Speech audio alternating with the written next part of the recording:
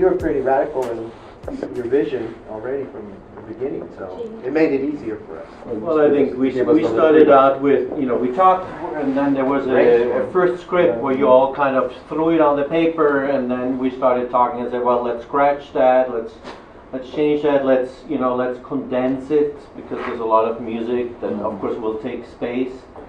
And we didn't know how long the music was. We didn't know, of course, how long that whole thing will be in the end. But I think there were a couple of different revisions, and then I think the most fun part was when we were all sitting around the coffee table, and like. What do you want to say? Yeah. Oh, this is what it should be, right? What do you want to say? So shaping and cutting and editing, and then, of course, in the process when you start rehearsals,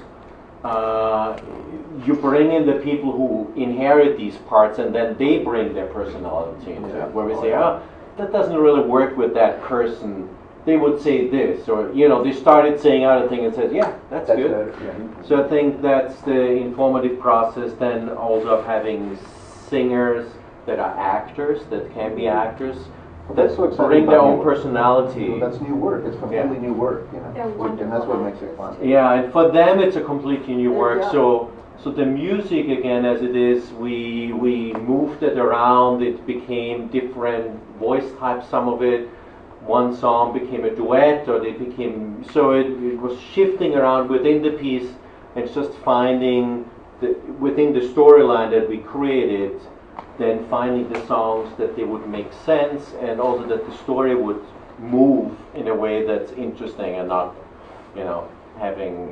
Can you tell us a little bit about Chicago and the run there, the experience?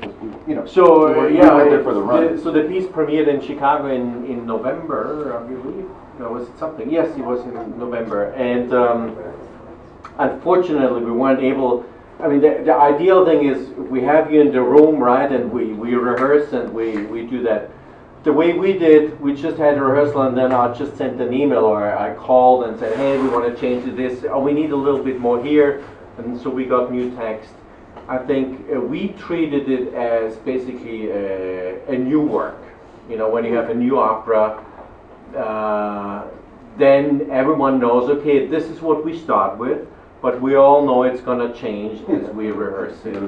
And so the singers got their stuff pretty late. Actually, they were like, where's the music? What am I going to sing? And I was trying to finish that once we had finished our take. And then we worked 3 weeks on it. And it's actually amazing how, once you fill it with life, how it changes and how things then stay the same. And I'm just really curious what you will see in the end, because you haven't really seen it. We haven't really seen it. I wish we would have went to Chicago, but we couldn't do it. But we did actually. You cast guys that were, people that were very good actors as well. Really fun. What we did actually was, we should say we did a Skype reading of the script in Chicago with the actors. So we set up a Skype screen so you could hear what they were saying, and you were making notes, and then that was an experience to be able to see a whole reading with the whole cast while you're in California and they were in Chicago. That's now going to be a modern way to do theater. Technology. Really, to